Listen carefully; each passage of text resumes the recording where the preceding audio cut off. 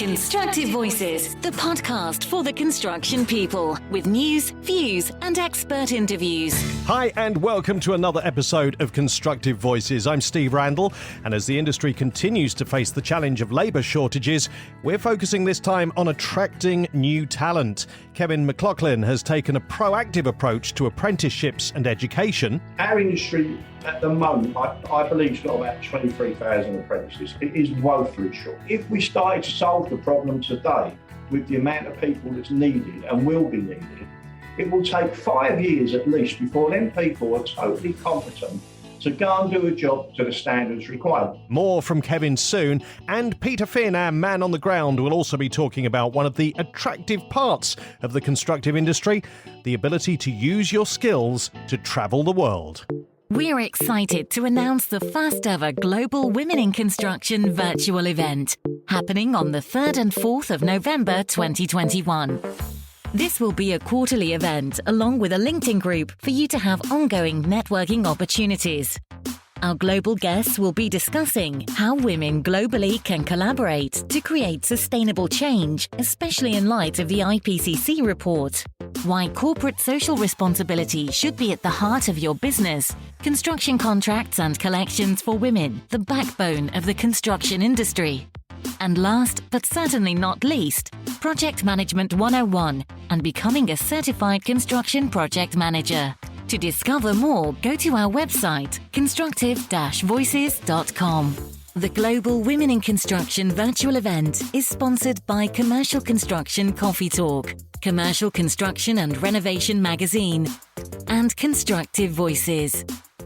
Peter Finn, Pete the Builder, is here, of course, on Constructive Voices. Pete, how's things? All good, Steve. How are you, my man? Yes, good, thanks. Although here in the UK and where you are in Ireland, summer is drawing to a close fast without ever really having got going. Yeah, absolutely. The good thing about being from our kind of climates is that you can always look forward to a sunnier holiday. What we're basically going to be talking about today, how that connects to construction, is that it gives you the opportunity to be able to travel the world and see different aspects of our own industry in those areas, and also use our construction qualifications and our construction experience as the opportunity to get work, and as pretty much as I call it, your ticket to travel. So that's what we're going to talk about a little bit later on today, but I think we've got a brilliant guest on before that as well. Oh, we have. Kevin McLoughlin, MBE, who, I mean, really the whole travel thing ties in with this as well. It's part of how to attract people into the industry.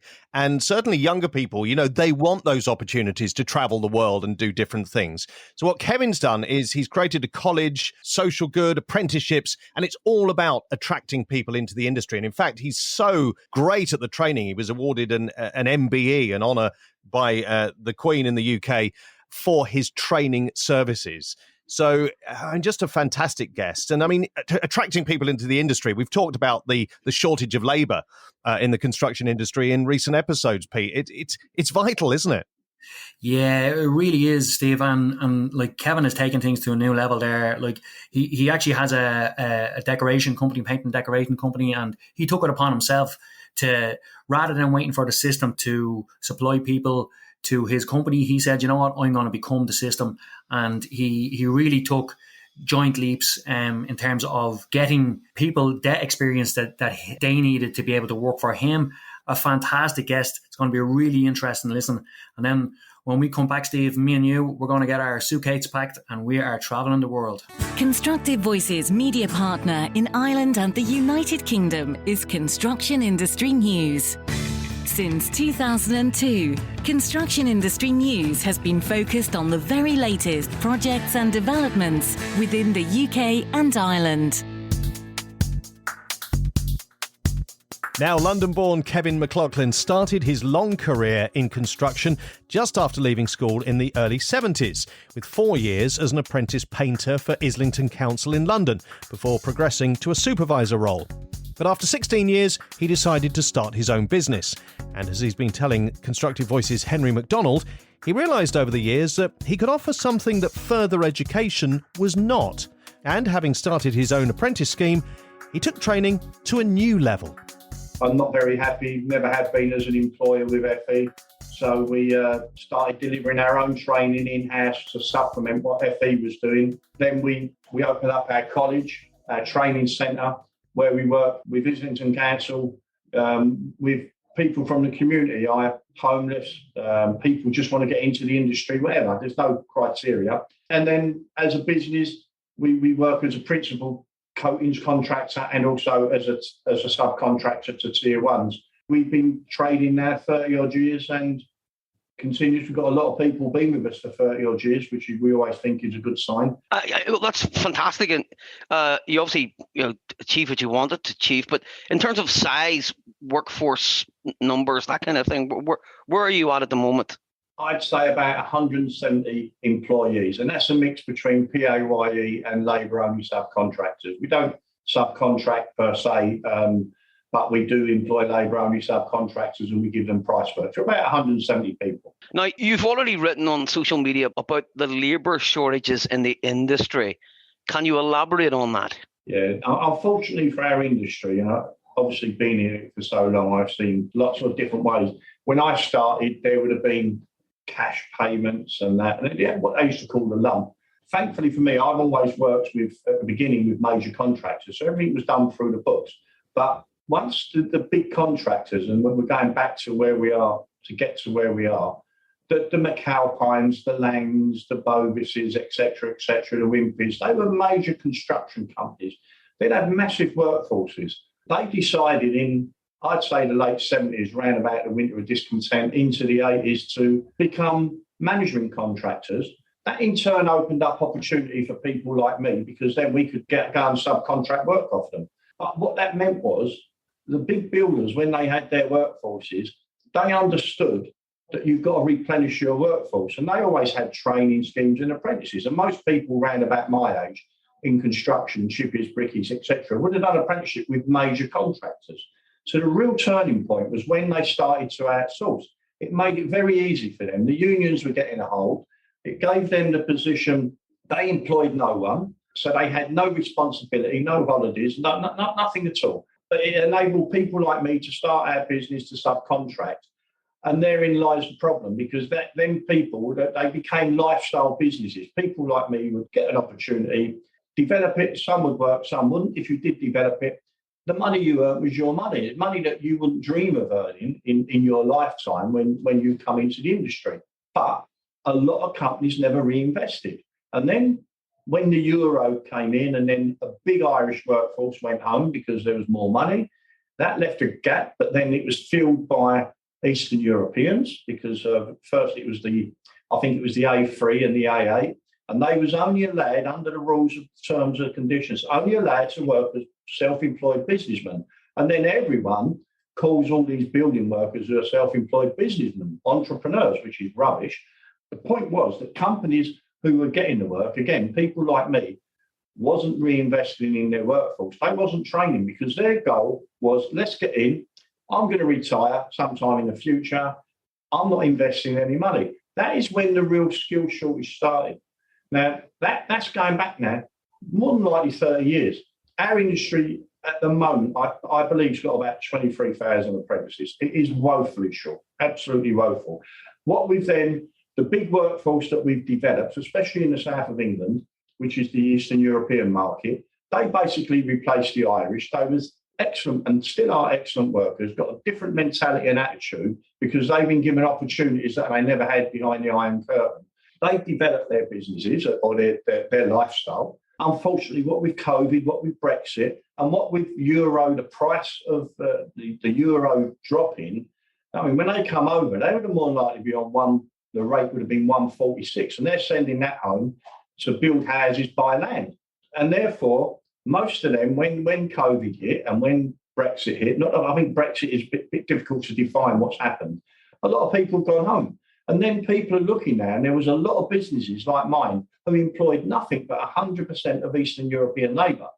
And because they'd never developed their own businesses, and that is now beginning to have a real big impact upon the industry. We know that the big builders, and I work for enough of them, they're behind programme on lots of their jobs.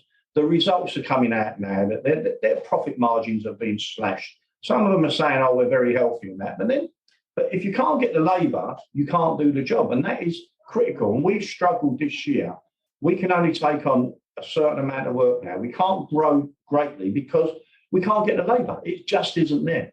It's called price inflation. Well, everyone thinks, oh, it's a quick fix. We'll get these people in. It doesn't happen. To be competent, if you do an apprenticeship, 3 years now, then anyone, whether you're an engineer, an architect, or a decorator, or a chippy, whatever profession you're in, to be competent, to be someone who can make money for a business, it's 5 or 6 years. So you can't tomorrow take on 20,000 or 100,000 apprentices and it's solved. If we started to solve the problem today with the amount of people that's needed and will be needed, it will take 5 years at least before them people are totally competent to go and do a job trustworthy and complete it in a timely fashion to the standards required. Kevin, I wanted to zero in on a figure you threw into the mix there. There are about 23,000 apprentices, and that's not enough, you said. What would the figure be? What would you think be an optimum figure? Difficult to say, because when we're talking 23,000, we're talking England, Wales and Scotland, not Northern Ireland. If we had a full workforce now, apparently we need another 300,000 on top of what we haven't actually got at the moment. So I genuinely think we need 100,000 a year coming in for a few years to really bolster, because no one really knows until furlough finishes and until we get onto a level playing field in terms of the economy, which it feels like we're getting there. We most definitely are, that we're back to normal.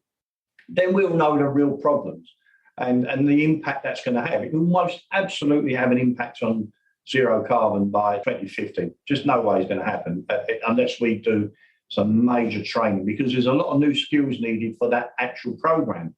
But on top of that, we're still building an enormous amount of houses, which we still need to. We've got to refurbish so many. What with Grenfell, a report that undoubtedly is going to criticise our industry from top to bottom. And that's going to create standards and competencies that don't exist at the moment, which will mean more investment that people genuinely don't want to do, because most people in what I call lifestyle businesses, trade suppliers, I don't think understand the word investment and long-termism. So a very, very big ask for the industry. It's a very big ask politically, though, isn't it, to say we need 100,000? I mean, we're not talking about immigrants here, we're talking about people going into the industry. I mean, could you just be clear about that? We are not talking about immigrants at all. No. They're talking about anybody. Mm-hmm. And I think therein lies the problem. People don't want to come to the industry now. We should be looking at our youngsters coming through who haven't got great levels of achievement on exams, but they're not interested. Everyone, like us as a business, we take on apprentices. At the moment, we're looking for 5 or 10. We cannot get them. We'll take them on, we'll give them 3 months trial, and they don't last. How can the industry then attract more younger people to choose construction as a career? The CITB have got a website called Go Construct, which is tailored and aimed at social media for young people to pick up. And there's 2 problems with it. One, they're not engaging. They'll look. The record shows they look, but they're not engaging. And 2, which is the real issue, the industry being businesses like mine, which I think 97% of businesses are SMEs, micros or SMEs, but they're not making the commitment to train. And this is the problem. So you've got a kind of double whammy. The kids, they're looking at the Construction Industry Training Board. This is the industry, how great it is. And believe me, I think it's great. It's been absolutely great for me and lots of my friends. But businesses are not taking on apprentices. Whether it's going to change, but they haven't done for years. You've only got to look at the statistics. They're just not interested. What do you think's holding them back from entering the industry? Conditions. I mean, if you look now, we live in a modern world, no matter what level you come in at, we're in the modern world. But the modern world, as it is now compared to when I came in, there's more opportunity for better types of jobs. The digital world. It's a whole new world. People can sit at home on their computer and actually make money, or try to make money. If you come into the industry, you've got to get up in the morning. You've got to be there. The conditions are not the greatest. And there's a generational gap, and we are not with that gap. And I'm not saying I know the answer. There is absolutely a difference in attitude from young people compared to when I went into work in the 70s. It's a different mindset. It's a different upbringing. It's a different education. It's a different priority. And I honestly do not know the answer. But that's the cohort that we're looking at to bring in. And it's not happening.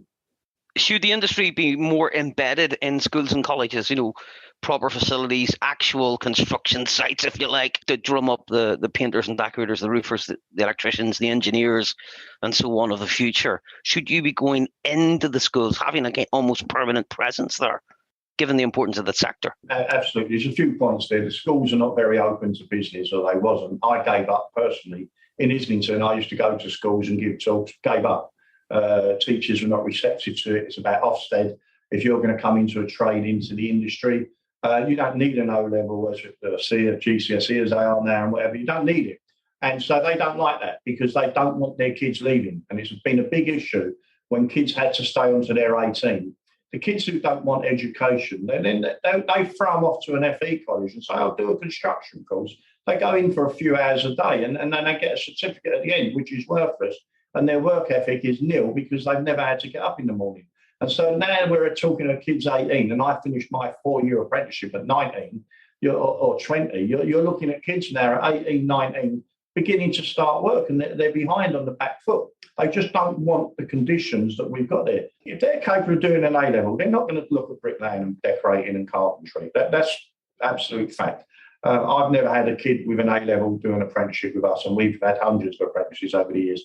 So the kids that really should be going into the trade, people like me who left school with no qualifications, instead of being thrown into FE, they should be relationships with businesses. They're not there. Or schools should start to look at education for work training. There's no direct pathway from schools into industry. The industry, at a high level, CLC level, and their predicament is that CLCB Construction Leadership Council, which is all the tier 1 builders, their predicament is they will absolutely say, and they're dead right, we need people in the industry.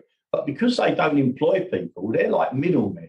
And they need to encourage, one, their supply chain, and I think they should do more for that. But also the schools, they do try get into the schools continuously. And I'm bear witness to them. Every meeting I've ever had, we need to get into the schools, we need to get it. It's not working. Whatever we're using, and the CITB's got Go Construct, the major builders, absolutely, they send their people out to give talks, to show demonstrations, to invite children to building sites. There is something that's not clicking. One of the big things I keep going back to is the supply chain not being willing to take people on, to train them. They don't ever see that investment as being worthwhile. Well, I know for my business it's excellent, and we always take apprentices on because it's a good investment. The other side of it is that the big builders, if I was to go onto a building site and say to them, I'm not going to wear a hard hat, they wouldn't let me on. They're very good at regulatory things. You mustn't do this, you mustn't do that. But to me, the absolute no-brainer, they've got supply chains that basically deliver all of their work, yet they have nothing in place that says, if you're going to work with us and we're going to spend hundreds of thousands or millions of pounds a year with you over a long-term relationship, then you have to invest in your business. There is not one that insists upon that. And I find that very, very strange, because if they was to say to any given business, enough's enough, you're not going to work for us anymore unless you have, and we're talking 10, 15% of your workforce has been trained on an official apprenticeship or a training scheme that you're investing in your business, you're not going to price work for us. They would know that they can't make any money. But for some reason, the builders will always say, yes, it's a problem. The kids won't come in. Absolutely true. You'll never hear them saying the supply chains won't train, because to have an apprentice, you have to be employed correctly, PAYE, given conditions, sent to college. Supply chains very rarely will do that. And that's the problem. You paint an industry that in many ways, to say they're in crisis or facing a crisis. There are an awful lot of large construction projects either underway or going to go ahead in the UK. Are these going to be pushed down the pipe? Are they going to be postponed or delayed as a result of labour shortages? I think what's going to happen, I think the big pension funds and the big investors, we've got two types of people. You've got the government, which is, I think, the major player in construction in terms of spending. They're never going to stop because they have to, because they know It's 7% GDP being construction, 6 or 7%. They know they pump money in, that creates work, that creates development, that creates investment into the infrastructure. We're talking HS2, Crossrail, Tideway, all the big projects. But in terms of the private investor, the hedge funds, the pension funds from the Far East, they invest in London because London's a safe haven, to develop office buildings, to develop residential buildings that are sold in the Far East. There will come a time where the scales are becoming balanced, and it will be tipped in the other way. It won't become economically viable to develop. That is what's going to make a change, because then the development stops, and then we don't need so many workers, and then all of a sudden we have actually got enough people to do the work, but the economy is being held back because I'm pretty sure we'll get to a tipping point soon where you buy the land, your building costs, material costs are spiraling, and then the actual financial model doesn't work. And then people will say, right, we'll shelve that. Let's sit this out and wait for another time. Or we'll start investing in, let's say, Canada or US, wherever because they've got a free hand where they invest their pension funds. That's how I think it could happen, because there is no point investing the multi-millions to build buildings, buy land, and do everything that we know that the development has to do, and then make a profit. Kevin, how far away are we from that tipping point potentially? I think within a year. I think if you look at today, Construction Inquirer, Balfour Beatty just announced their results. £4 billion turnover, £23 million profit. That is not a good return. One little percentage move and that 23 million becomes a negative bottom line, which is really dangerous. I don't know. Your major tier ones would tell you, but their margins are beginning to be cut. The workload is increasing, but I understand one very large player will hold their prices for 2 weeks. I mean, we're back into inflationary times where something like this is happening.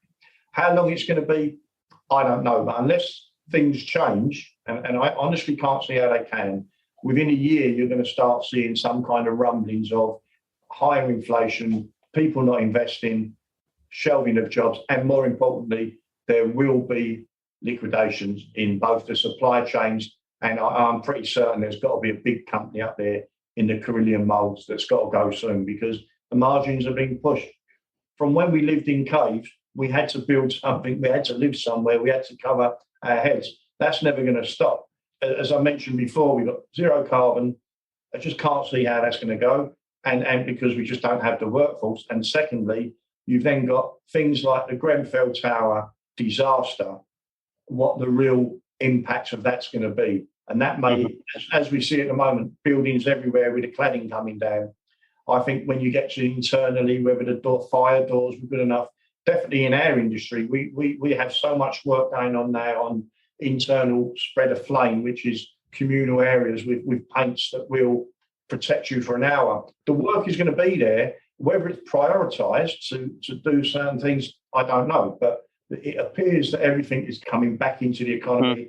1 million vacancies, that's all positive. But if we can't get people to deliver, then we're going to stand still. That's interesting what you said about zero carbon. The problem isn't the will, it's just there isn't enough people to fix the problem. Do you stand by that? Are you fairly certain of that? Yeah, I think if you was to look at the studies being carried out by the Department of the Environment, by construction industry, by the civil engineers, what is actually needed in your house, my house, what needs to be done is going to take 1, investment, 2, people. Every house in this country, every building in this country has to have something done to it. And that's on top of everything else that normally goes on. Yeah, I stand by it, absolutely. If there was money to be made, all the big companies would be developing and investing into departments to deal with zero carbon. But that's that. But then they need the supply chain to deliver it. And the supply chain's not there, that the training isn't there, the expertise isn't there. It's all got to be taught and learned and developed. And then there's the money. So it's totally negative view, but It hasn't happened. We've been talking about it for 10 years. Going back to the sort of the younger workers and the workers of the future, what would you say to any young person who's thinking about entering the industry? What would you say to them in terms of trying to convince them to cross over and get onto the site or whatever? Personally, I came in and I think if you look at the major players in the industry, the bricklayers and whatever, if you take their CEOs, people like me who started a business, invariably they would have left school with no or little qualifications. They would have gone into the industry to make money, and then they would have just developed their skills naturally and gone on. And most people who own big construction supply chain companies come from that background. To a young kid, I would say to them, yeah, you've got to suffer the crap, but once you get through, and then it's about, as with anything in life, whether you're a sportsman or a high flyer in the city, it's your ambition and your drive will get you where you want to go. But there is no industry like construction with opportunity. There is absolutely no industry, because there are so many pathways. The system is in place to get people. If you wanted to get on, you get the educational bug at, say, 23. The system's already there. The industry's got open arms to you. But it is a great industry with massive opportunities and always will have. But you have to start off at the bottom. And the strength of the businesses of people like me, we've all started at the very bottom. And so we know our industry inside out. We know our people inside out. And I think knowing your people is the best attribute that we've all got. And you only do that by being one of the people and working with them and understanding the problems, and then trying to develop your business around that with a sympathetic or an empathetic feeling for the people. There is no other industry with as many opportunities. And I suppose, from you being a lifetime in the business, you can look at a project, a physical thing, a building, whatever, and say, we painted that, we built that. Absolutely. When I started as an apprentice working for Islington Council, we'd go into a void, which is an empty property. It was rotten. And by the time you left, it was gleaming. There is so much to be said for job satisfaction. From me, when I was actually decorating, to go in and do something and turn back and look at it is a wonderful feeling. Now I've got a business and we're central London based. We've done 3 or 4 of the Olympic venues. We've done theatres, football stadiums, hospitals. We've done everything. I've been in multi-million pound apartments. I've been in rundown council estates. We work everywhere, and it's never forever. And I drive around London or walk around London, I can say, oh, we've done that building, we've done that. We worked at the British Museum, we worked at the Science Museum, we've done this. Hotels, I should think we've done most hotels in London at some stage. And that is a really good feeling to say, oh, well, we've done that. And so one of the other great points of the industry is you'll go to a job, you could be there a week, 3 months, 6 months. After that, you're gone. You're somewhere else. I went out one day this week. I was on a 58-storey tower block in Canary Wharf looking out over London. I then went to another site, which was in the West End, the highest end resi on the Crown Estates. And it just continues like that. It is just so nice to be able to do that. But at my stage, I'm in total control now. So it's a different element. But we need people coming through. Everyone thinks they go to college, FE, on a construction course. I think people need to understand that FE is education run by the educational authorities delivering what they want. It is not in conjunction with the industry. The industry is one thing, construction training in college is another. It needs to be more aligned. There needs to be a direct feed into the industry. The colleges are about getting kids in, and it's very, very sad. They come in for 2 years, they get a diploma certificate, and they're not worth the paper they're written on. 1 in 4 get a job. So that's 3/4, 75% of kids don't get jobs. It is a shame on our society that the colleges get these kids because they can't leave school. The schools don't want them to take exams because they're not going to pass, and that means their Ofsted results are bad. So they throw them into FE colleges who get good funding. They deliver what they're going to deliver, and the kid walks out 18, 19, unemployable. It's a national disgrace. And I think that this country needs to know that FEs do not deliver training for construction. When you've got an apprentice like me and I send them to a college, yes, they're working to a set standard. But when they get kids and they tell them they're going to do an apprenticeship, and it's wrong, they're not doing an apprenticeship, they've not got a job and they won't get a job. Constructive Voices. So, Pete, we've heard from Kevin McLoughlin. I mean, what a fantastic thing he's doing, and really kind of changing the way that people are brought into the industry at a time when labour shortages are one of the big challenges for construction. Yeah, like that was such an interesting listen. And, I think we can all take a little bit of good out of what Kevin has done there. In construction, me and you talk about this all the time, Steve. In construction, we face challenges all the time. You know what? You can either sit back and give out about them, or you can be proactive and you can take the opportunity to do something about it. And obviously, after listening to Kevin there, that's what he's done. And he is also benefiting from that because he is bringing through properly trained, skilled tradesmen the way that he wants them to. And also, he's obviously given a bit back to the greater good as well. Well, a lot back to the greater good. So, you know what? Fantastic. Listen, it links in lovely with what we said that we talk about, Steve, which is how when you're working in construction, how you should really value the qualification and value the experience that you've got. Because sometimes as construction workers or people that work in the construction industry, maybe there's a little bit of snobbery there where, the office workers going around in the lovely clean suit and they're looking down their nose at you a little bit. And you're maybe walking around in your high-vis jacket, or, even if you're a construction professional, you've got your steel toe cap boots on and your hard hat has kind of upset your hair a little bit. And, other people are kind of looking at you kind of going, oh, I'm here in my nice fancy suit in my office. Well, do you know what? I would like to say that I have never felt that way. And I really mean that, because I served my apprenticeship, as we said before, as a carpenter, and then I went on. I done some more additional upskilling in terms of I got my management and some other qualifications, and then I opened up my own business, and I'm now a on-the-job builder, as we'd always say. But during that process, I gained tools in my arsenal which allowed me to go to any part of the country in Ireland, and I went to England and I done a bit of work in England as well, but I also got to do some traveling to many places around the world. And every time I went to these places, I was very quickly able to get work, and I was very quickly able to settle in. I was able to get a network of friends very quickly. I was able to start producing a few quid. So I went traveling with my mates, and we went and we, as we all do, my network of friends has got people of all different shapes and sizes and qualifications, and got different things going on in their lives.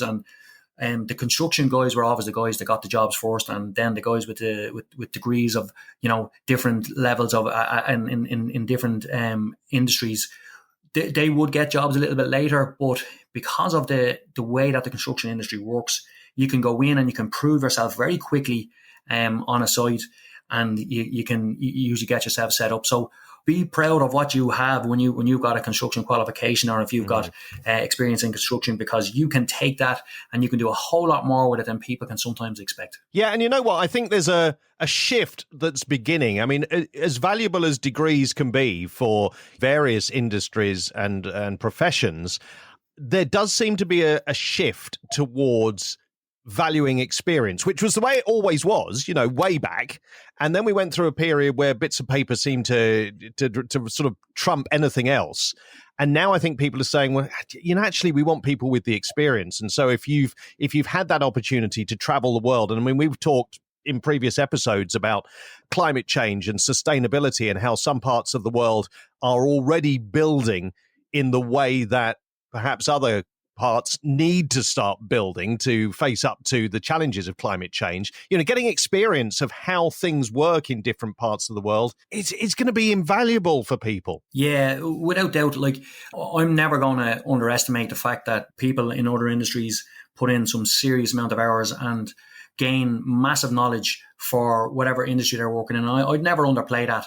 I'd never have the reverse, the snobbery, whatever that expression is. The way I look at it is, if someone has put time and effort into gaining experience or getting to a high quality of workmanship, whether it's a trade or whether it's a surgery as a doctor, I would always commend that person for their commitment to whatever they're doing. And I would always say, fair play to you. But I would never be the type of person that would say, that guy over there has got a degree, therefore he's better than me or some guy who's working with me on a building site or somebody like that. I would always say there's no point in having those qualifications if you don't put them to good use. So, you can have all the accolades on paper and theoretically, but you cannot beat experience. You cannot beat the fact that a person gets up every day, goes out and works and does a good job and gains the experience along the way. And they have the integrity to make sure they do it right. And what this does is it gives you the opportunity for what I would always call like a little short-term kind of induction, you nearly call it or whatever. Well, basically, when you get a start on a building site, your first 3 to 4 days, you're kind of watched. And if you do a good job, you're going to keep on progressing and staying on the site. Obviously, if you come in and you're not capable of doing what you've been asked to do, or if you've told somebody that you're going to be able to do a certain aspect and you can't do it, well, then that's different.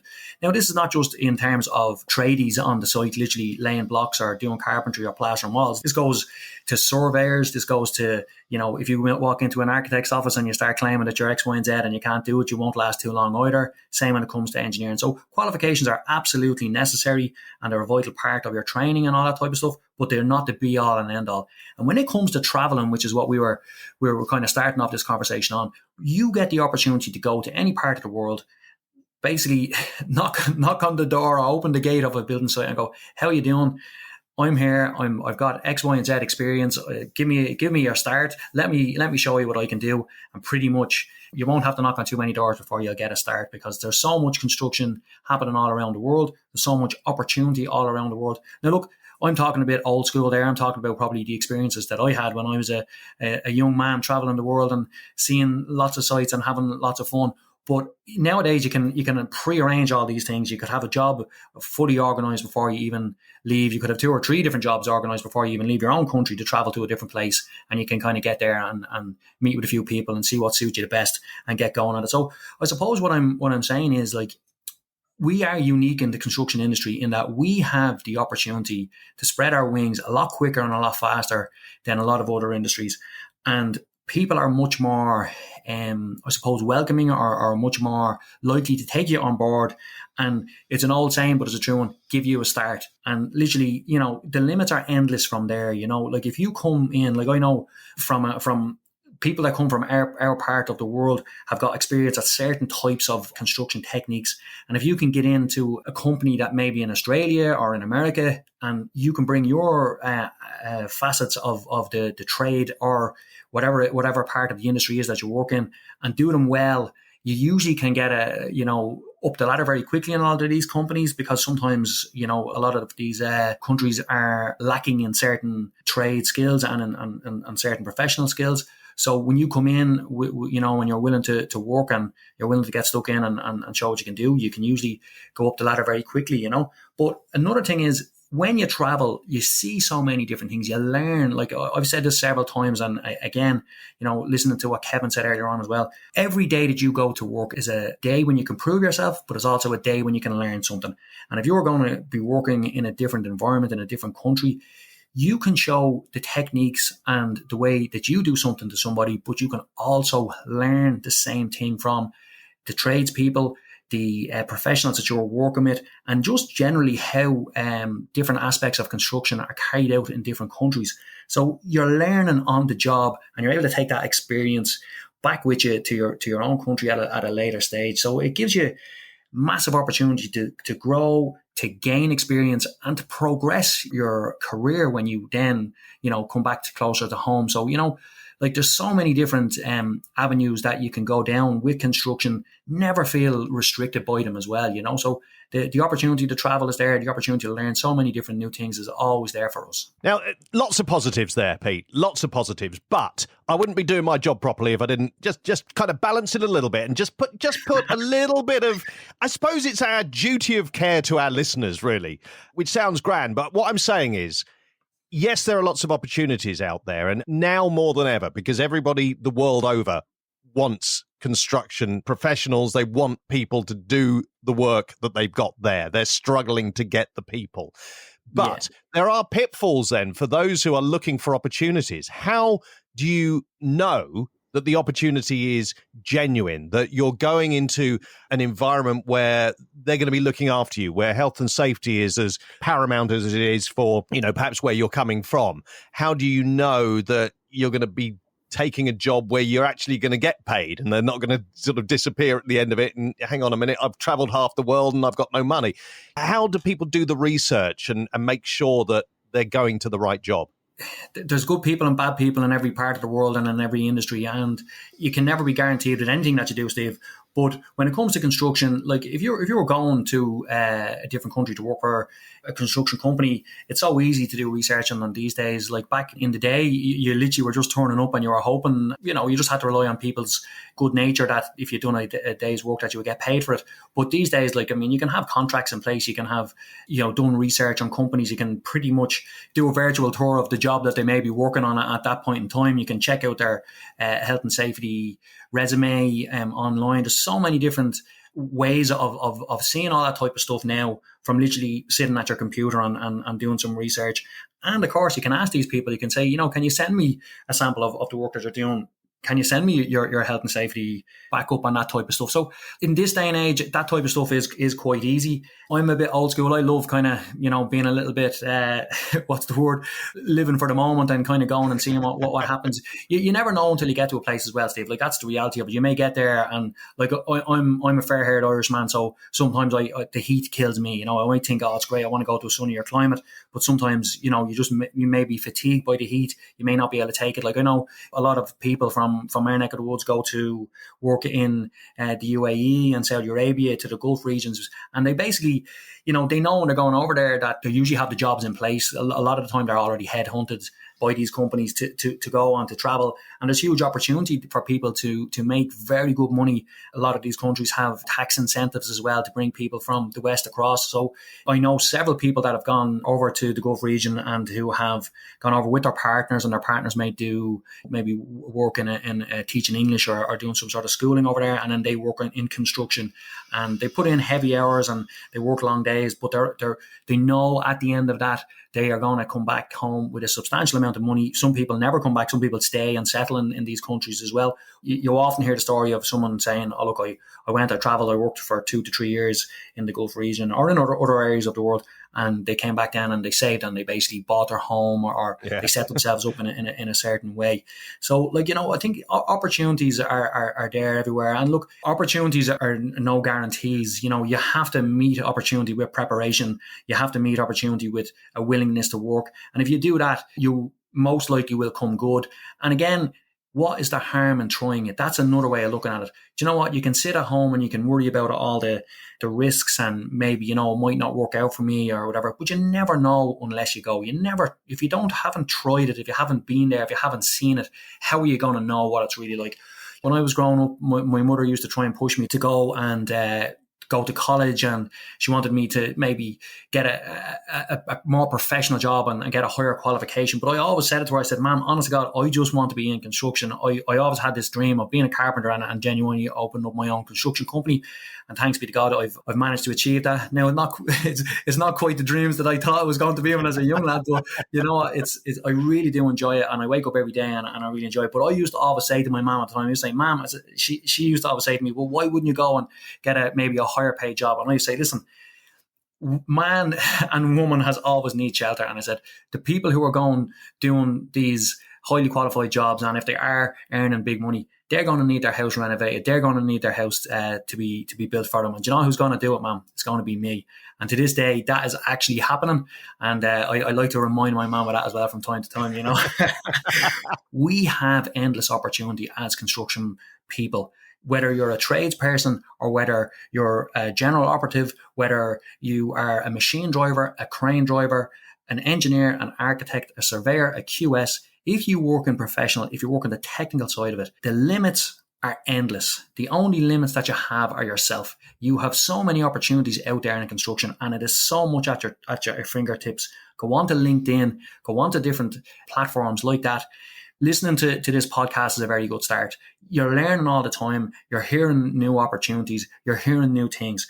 I would just keep on saying to people, spread your wings, spread your network, Go and enjoy your life when you're young. And you know what? As a construction professional or as a person with a construction qualification, you've already given yourself a huge step up the ladder. Well, I think we've got 3 takeaways from that. 1 is there's plenty of opportunity out there. 2 is do your research before you go.